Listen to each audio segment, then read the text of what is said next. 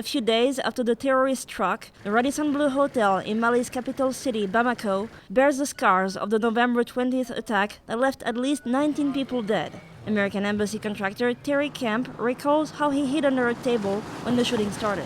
3 terrorists came in, started shooting. They were standing right next to me. When they were standing right next to me, I knew it was over. I knew they were going to lift up the curtain and that was it.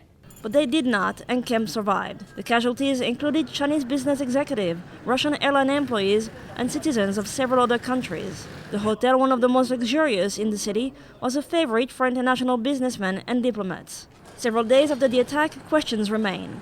The author of the attack is still unknown. 2 armed groups have claimed responsibility. University of Bamako professor Issa Ndai says it is a game of power between armed groups.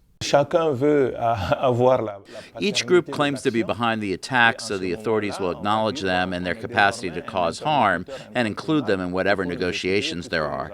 Mali has seen a growing number of armed groups during the past few years. In 2012, the north of the country was occupied by jihadist groups linked to al-Qaida. A French military operation dislodged them, but violence has remained. At least 5 armed groups with links to al-Qaida or to the Islamic State are now responsible for various acts of violence across the West African country.